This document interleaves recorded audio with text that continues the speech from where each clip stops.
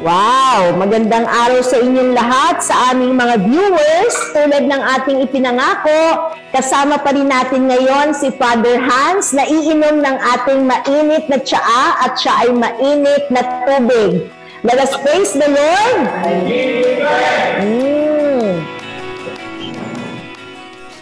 Masarap mo talagang uminom kahit tubig pa yan kung may kasama ka talaga na masayahin, katulad din ni Father Hans. So salamat, Father, sa pagpapaunlak. Eto ngayon at magkakasama tayong muli. So mag-hello ka naman sa ating viewers, Father Hans. Hello po sa inyong lahat and Happy New Year po sa inyong lahat. Last time, ang aking bati ay Merry Christmas. Ngayon po, allow me to greet you. Happy, blessed New Year. Ayan. So, bagong-bago na talaga kahit ang mga mukha namin, Father, the same pa rin, pero bagong disposisyon. Kasi ang sabi mo, dapat may joy. At dahil ang ating tema, Father, ay start right, start bright, talaga namang basahin po natin kung ano ang sinasabi ng ating Panginoon sa bungad ng taon na ito. Ito po ay hango sa Ebanghelyo ayon kay San Juan. Then Jesus told them, "You are going to have the light just a little while longer. Walk while you have the light, before darkness overtakes you. Whoever walks in the dark does not know where they are going. Believe in the light while you have the light, so that you may become children of light." When he had finished speaking, Jesus left and hid himself from them. This is the good news of the Lord. So maliwanag, Father Hans, ano? May liwanag at may kadiliman, pero we are children of the light. At ngayon, as a child ka, kasi children ang pinag-uusapan, ikaw na po ang mag-introduce kung ikaw ay anak, syempre meron pong magulang. Dok, nakakamiss naman yung mag-co-host talaga tayo, Dok, ano? Para bumalik sa programa natin. Thank you, Dok, no? Yes. So, allow me to introduce to you ang dalawang mahalagang tao sa aking buhay bilang tao at bilang pari. Malugod ko pong ipinapakilala sa inyo ang aking pinakamamahal na mga magulang, si Hilda Aragon at Ruel Aragon, si Mama Inda at si Apang. Yeah. Ayun. So, Mama at Apang pala ang tawag ni Father Hans. So, hello po. Hello, Mami. Hello, Apang. Hindi yung pala tayo nagkakalayo ng edad. No? Kaya pala, Father, tayo makasalita ka nung nakaraang Lunes, kayong nakatatanda, kung makaturo ka sa akin, kasi naman pala, bata pa pala ang Mami. Bata pala ang Apang. Diba? Pero ngayon ho ay inimbitahan namin kayo kasi gusto natin na magkaroon ng inspirasyon itong ating mga viewers on how to start right and how to start bright. So gusto ko lang kumustahin sa loob ng tahanan ninyo, kumusta ho ba pag bagong taon? Riot ho ba? Magulo ho ba? Ano ba yung tradisyon ninyo pag nagbabagong taon kayo as a family? Kahit anong ingay po, kahit anong gulo ng paligid, kailangan lagi kang may ngiti, maging masaya, at kasama mo ang pamilya mo. Wow! Si Apang naman? Tsaka po yung basta may handang pagkain, masaya na po lahat. Totoo yun, ano? Ang titipid ng mga sagot nila, Father.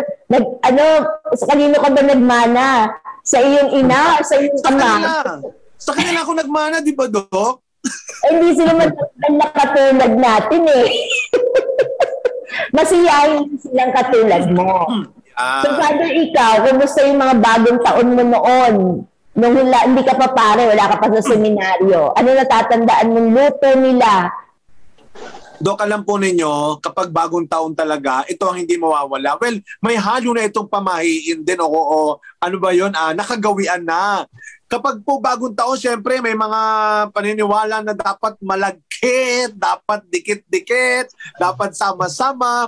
Kung pag Pasko, si Mama, ang kanyang best effort na pagkain talaga kanyang spaghetti, pag New Year, inaabangan namin ang kanyang sopas. Wow. Doktora, no? Para bang walang sinabi ang masasarap na pagkain sa sopas na sabi nga ni Mama, kahit simple, siyapang, basta sama-sama at may pagkain. Yung sinabi nilang dalawang yun, totoo po yun, kahit na napakatipid nilang magsalita. Basta sama-sama ang pamilya, basta may pagkain, napakaganda ng simula ng bagong taon. So, Mami, ibig sabihin, pag nagluluto ka, malakas po ba kumain si Father Hans ng bata? Ay, opo, inaabangan niya po yung sopas, lalo na yung pag natutuyo na. Gustong-gusto niya po yun. Oh, so ayaw niya yung mas maraming sabaw. So, dapat niya po yung sabaw. Gusto niya po yung pag medyo matagal na yung sopas, yung natutuyo na. Apang, ikaw, ano naman ang paborito mong luto ni Mami? Ayun pong yung sinigang. Yan! Paborito po namin lahat. Sinigang na ano? Na baboy po. Oh. Kakaiba po kasi yung luto niya ng sinigang. Tama-tama yung asin, tama-tama yung yung sabaw, tapos lutong-luto yung gulay. So, Mami, kanina sinabi ni Father Hans na yan yung mga looking forward sila. Tapos meron daw yung matandang kasabihan na dapat yung dikit-dikit, kaya may biko. Alam din ba ninyo yung mga gawain ng mga kababayan natin na yung mga coins nilalagay sa mga, yung iba nagsasabog ng coin. May ganun din ba kayo? O kung ano man yun? O nagsusuot kayong polka dots? May ganun ba kayo sa pamilya? Opo, meron din po kami gano'n. Kailangan may mga barya po sa bulsa para pagka tumalon po, o mga prutas, para pag tumalon daw po, kumaalog yung tumutunog yung mga barya. Yung mga prutas, nag-aano kayo? Opo, may mga prutas po kami sa lamesa. Minsan po nagsasabit pa po ng grapes doon sa pintuan, sa taas ng pinto. Yun. So may bilang ba yung grapes na yon, Mami? Opo. Talaga? Ilan po? 12 po, 12 na bilog na grapes, sasabit po sa pintuan. Ayun. Si Apang, meron ka bang sarili mong tradisyon pagkabagong taon? Ay, wala po. Taga-luto po ako ng ulam. Iko. Taga-bili ng prutas ko. Saan taga-bili? Tapos po yung paborito nila, pag bagong taon is magluluto ng biko para dikit-dikit. Yan. So kayo po ang tagahalo nun? Kasi po naman ako sa nanay ko yung pagluluto ng biko. Masarap. Nagustuhan po nila. Kaya yun po ang niluluto namin tuwing magbabagong taon. Ayan. So Father, yan pala ang masasayang tinalikuran mo. Tinalikuran kasi kailangan mong humarap sa mas malaking pamilya. So ang itatanong ko ngayon kay Mami at kay Apang medyo personal. Nung nalayo sa inyo si Father Hans, naging madali ba sa inyo? Hindi ba kayo nagkaroon ng detachment issues? O hindi ba kayo nalungkot na siya ay nalayo sa piling ninyo? Sa totoo lang po, nung sinabi niyang papasok siya, parang nasaktan po ako kasi hindi po ako sanay na malayo sa akin ng mga anak ko. Gusto ko po, kahit sabihin ko pang malalaki na sila, gusto ko po malapit sila sa akin. Pero nung nag-exam na po siya sa seminaryo, na sabi niya hindi daw po siya nakapasa. Dahil may tumawag po sa kapitbahay namin sa telepono na hindi daw siya nakapasa. The following day naman po, mga ilang araw ang nakaraan, may tumawag po ulit sa kabilang bahay sa telepono. Pinapupunta daw po si Father Hans sa seminaryo for interview. Yun pala po, pwede pa rin pala siyang pumasok ng seminaryo na nakapasa naman daw po siya sa ibang mga binigay na exam. Kasama po kami lahat dahil in-interview na daw po kami. Wow! Ganun pala yun, Father, kakaiba pala yung pinanggalingan. So Mami, ibig sabihin, yung sa kapitbahay, ang una yung balitang natanggap, hindi na siya matutuloy. Kasi hindi siya pumaski.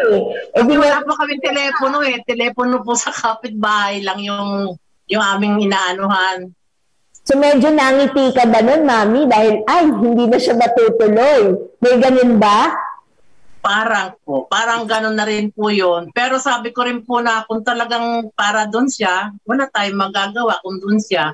Ayun na nga po, dumating bigla na pinapupunta na siya sa seminaryo. Ayan. Di syempre, Mami, Apang, nagkakaroon kayo ng panahon ng paghahanda dahil aalis na siya, di ba? Yung unang inihatid niyo siya sa seminaryo, ano ho yung maaalala ninyo? Very memorable usually kasi yan pag hinatid na. Yung, di ba, yun yung unang baon-baon ninyo talaga. Pareho, ni Father at saka kayo. Alam niyo po, parang kala niyo po mag-a-abroad siya. Kasi po kasama po ang mama ko, lahat yung mga kapatid niya, pati kaklase niya po kasi isang jeep po kaming naghatid. Kaya sabi ko nga, airport talaga ang gagawin nyo, ha? Kala niyo po mag-a-abroad siya. Pero nung iiwan na po namin siya, wala nang tumatawa, wala nang nakingiti. Kasi nga kami na lang ang uuwi, siya may iwan na. Pero ano pa rin po yun, parang wala pa rin po, tumatawag pa rin po ako lagi sa seminaryo, tinukumusta ko siya. Parang nahihiya nga po ako kasi sabi po ng isang anak ko, yung panganay ko, bakit tatawag? Itatanong ko lang, okay lang siya. O ano. Ganun po ang ano namin. So, Mami, yung time na tumatawag ka, pinapakausap ba sa'yo si Father Hans o nakikibalita? Sa opisina po, parang pinag-aantay po ako para tawagin po si Father Hans. Kung nasa kwarto, kung nasa ano. Minsan nga po wala, sabi nasa ano daw po sila sa labas, meron silang mga ano, apostolate sila. Para kasi pong hindi ako sanay na wala, hindi ko nakikita yung mga anak ko po. Pero sanay din po ako. So sa paglipas ng panahon. Pero yun yung mga umpisa parang nanganganay, ika nga. So Father Hans, habang sila ay isang jeep na nagatid sa'yo na hindi na mangiti, ikaw naman na-picture out ko, mukhang ngiting-ngiti ka naman nang ihatid nila. Kumusta naman, Father Hans, on your part? Alam mo, Doc, parang naghalong ngiting-ngiti at hiyang-hiya. Kasi sabi nung formator namin, kayo na bang bisita yun? Isang jeep, ang dami-dami naman. Kasi kami ang unang dumating, sila ang huling umalis. Alam mo yun, Doc? Sila ang huling lumabas. Kaya kita, literal, Doc, talaga may nakaupo doon sa bukana ng jeep. Ganun sila karami. Of course, Doc, masaya, excited na malungkot. Totoo po yun. Kasi kaya nga, siguro naging simbolo ng pamilya namin yung dikit-dikit, literal na dikit-dikit. Natutulog kami sa bahay po noon. That time, lahat kami, floor manager, dikit-dikit kami natutulog sa sahig. Magkakatabi kami. So parang nandun, yung sinasabi ni Mama na ang hirap mapalayo, totoo po yun sa bawat isa sa amin. Hanggang ngayon po, Doktora. Kaya yung time, napakaliwanag noon. Yung ang mahiwagang jeep na inarkila lang namin yung Doc, para lang po maihatid ako, buong pamilya. So para bang ito ay paglalakbay ng buong pamilya. Kasama ko silang nagsimula at hanggang ngayon naglalakbay yung jeep na yon.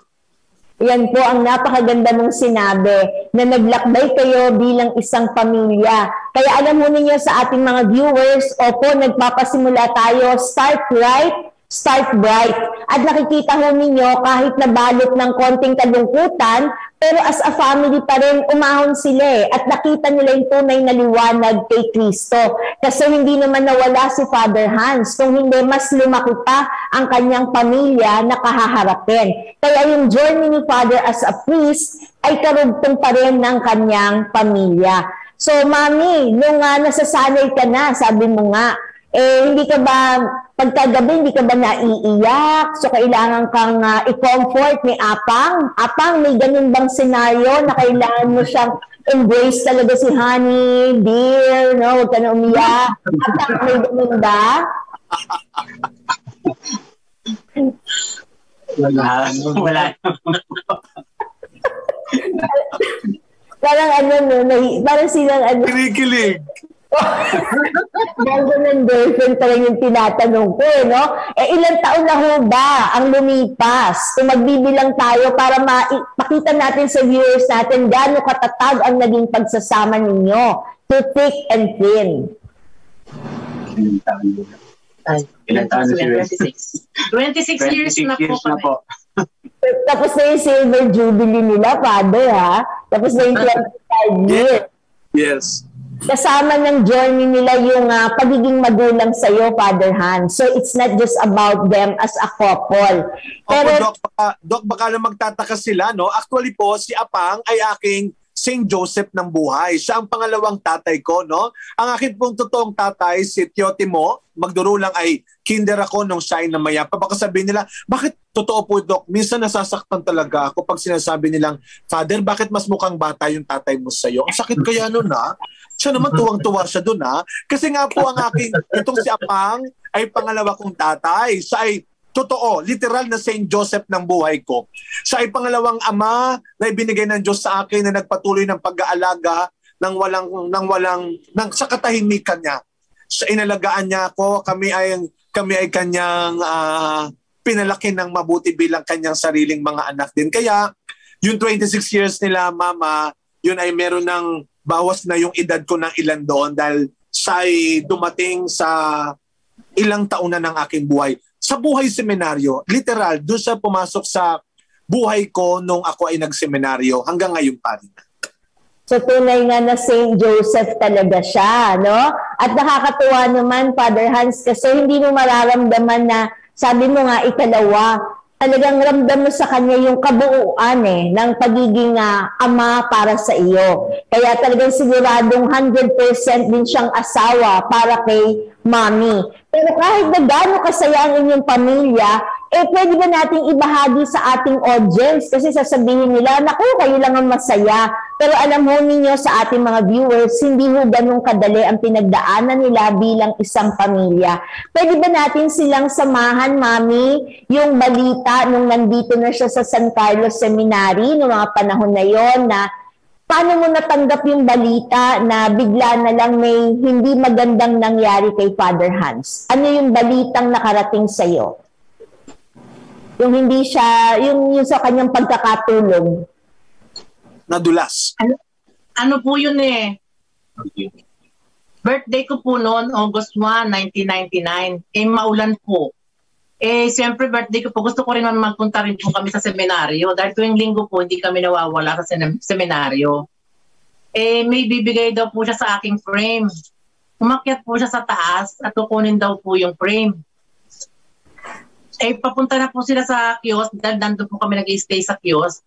Dala-dala niya po yung frame. Madulas po yung daan May mga lumot-lumot sa mga bato. Nadulas daw po siya doon, nabagok ang ulo. Hindi lang po isang beses kasi habang naglalakad po, nadulas na naman siya. Pero tumayo pa rin po siya para makarating sa kiosk. Ibinigay po niya sa akin yung frame. Ang laman po ng frame na yun ay tungkol sa nanay. Yun po ang frame ng ginawa niya. Kasi hindi naman po sila nakakalabas para mamili. Gumawa lang po siya ng frame. Kasama po yung mga kaklase niya. Nung pong okay na po yun, umuwi na kami ng bahay, iniwan na namin siya, akala namin okay lang po siya. May biglang, kinabukasan po, may biglang tumawag sa amin, nasa ospital daw po siya. Siyempre po, parang hindi na kami mapakali, basta nagtakbuhan na po kami sa ospital. Nga po, hindi siya pakausap, hindi na po siya nagigising.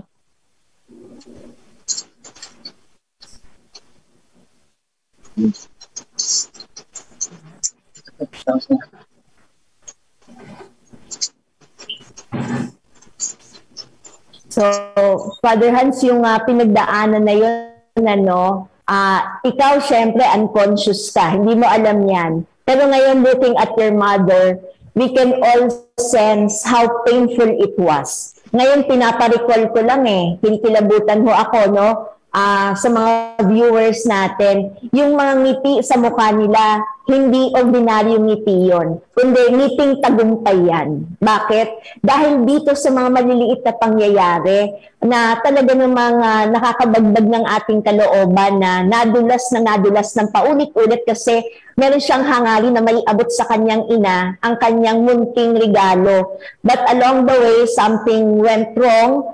naiabot niya, parang nai-imagine ko, Father, yung tinatakbo mo para maiabot dun sa goal. At ang goal ay maibigay sa mami mo at nagtagumpay ka. Kaya lang nga, naging casualty dahil nagkaroon ka ng ilang araw na lapses. At ngayon nakikita mo ang mami mo, memories lang to ha, but look at her, how she feels, no? Hanggang ngayon, ramdam mo pa, mami, yung pain na yon.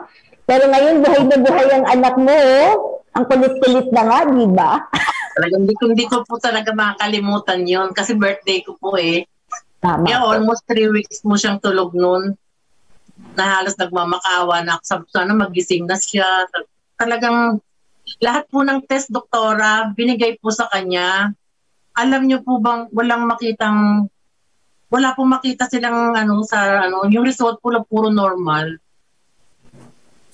So parang parang akala mo artista lang si Father Hans, nagtutulog-tulugan. Dapat araw ko lang kayo kasi alam ko napaka-heavy nung moment na yon. At alam niyo, hindi yan makalimutan sa kasaysayan ng seminaryo. Dahil talagang palaisipan yan eh. Pero tingnan niyo naman, from the sorrowful mystery, ika nga, laging may kaluwalhatian. So Father Hans, anong masasabi mo? Paano mo naharap uli, brightly, ang iyong kinabukasan? Seminaryan ka pa lang yan eh. Pero ngayon, ganap ka ng pare. Siguro, doktora, 3 bagay, no? Una po, relasyon, disposisyon, at debosyon. Relasyon, nung pong mga panahon na yon, siyempre nandiyan ang pamilya ko na talagang, at ang pamilyang yan ay sinama ko na yung pamilya sa seminaryo. Yung mga kaklase ko na take turn sila ng pagbabantay sa akin, mga teachers ko na dumalaw, ang mga seminary staff, no? Mga seminary staff, hindi lang po ang mga formators, pati yung mga kaibigan natin na mga janitor sa kitchen, alam ko pinalinis dahil sa pangyayari yon, pinalinis na ang walkway ng doon sa garden para hindi malumot, no? So, relasyon. Talaga pong ang laking bagay na meron tayong mabuting relasyon. Hindi mo kinakailangan magkaroon lang ng connection. Relasyon ang buuin mo. Huwag lang connection. Hindi ka lang kukonekta sa mga taong mapapakinabangan mo, sa mga taong makukuhaan mo, kundi relasyon sa lahat ng tao. Sa lahat ng tao. At pangalawa, yung pong disposition. Yung disposition sa buhay. People can, as I have said last week, people can put you down, your challenges, your problems in the past, sa mga nakatatanda natin. It's not how long you will live your life, but how you will end your life. Hindi porket hindi naging maganda ang simula mo, hindi ka na pwedeng magkaroon ng mabuting ending. No, no, no, no. Every day, God is giving us the choice and the chance to live a good and a happy life. At pangatlo, devotion. More prayer, more power. In the end, more than anything and anyone else, we need God. We need God. And itong mga nangyari po ito sa akin, sa aking pamilya, yung binigay ng teacher ko nung ako ay elementary bookmarker, tamang-tama sa tema this year, start brighter, no? And write. Sabi doon sa bookmarker, the darker the night, the brighter the stars. The darker the night, the brighter the stars. Kung anong dilim ng mga pinagdaanan mong pagsubok kahapon, mas magliliwanag ang kabutihan mo ngayon.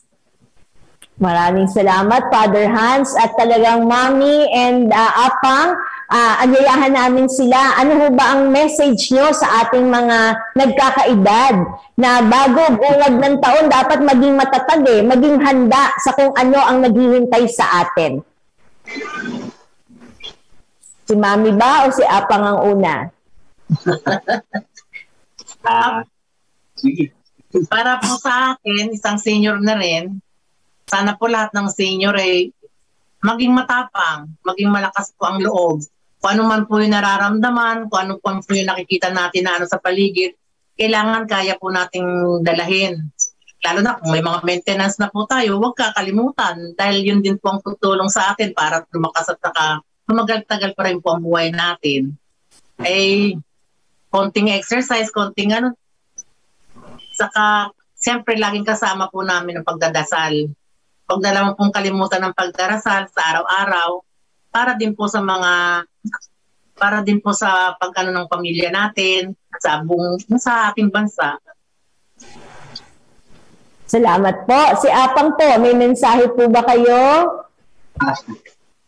Para po doon sa mga senior, ako malapit na rin po kasi ako may senior. Kailangan po kumain ng tama, samahan ng dasal, exercise, at respeto sa sarili at respeto sa kapwa. Maraming salamat po at sana Father Hans maanyayahan ko kayong muli at marami pa akong gusto pa rin itanong sa inyo. So para akong chismosa, no? Pero nasapat po kasi, no, Mami at Apang, itong mga pinag-uusapan natin na nakapagpapatatag po, no, ng kalooban. Alam mo ninyo, marami sa viewers natin ay may pinagdaraanan din. Pero alam ko na ang kanilang panalangin ngayong bungad ng taon na sana naman maging maganda ang naghihintay na bukas sa kanila. So, paano ba, Father, ang ating closing prayer? Sino po ba ang mamumuno sa ating pagsasara ng ating panalangin? Pwede pong mag-lead ang aking mga magulang kung alam ko naghanda sila ng kanilang prayer, no? Yes, no? Di ba, Ma? Sige po, Ma. Apang, kayo po ang mag-lead sa atin. Sige, Ma, ha? Kayo po ni Apang, ha? In the name of the Father, the Son, and the Holy Spirit. Amen. Be our light for the new year come. Holy Spirit, Spirit of the rising Christ, be with us today and always. Be our light, our guide, and our comforter. Be our strength, our courage, and our sanctifier. May this new year be a time of deep spiritual growth for us, a time of welcoming your graces and gifts, a time for forgiving freely and unconditionally, a time for growing in virtue and goodness. Come, Holy Spirit, be with us and always. Amen. In the name of the Father, the Son, and of the Holy Spirit. Amen. Amen. Salamat sa Diyos at sana ho ay sapat ang babaunin natin na liwanag sa lahat ng kanilang mga ibinahagi sa atin. Happy New Year, Mami Hilda. Happy New Year, Apang Ruel. And maraming Father Hans Magdurulang. Bye-bye! Bye po! Happy New Year! Happy New Year po!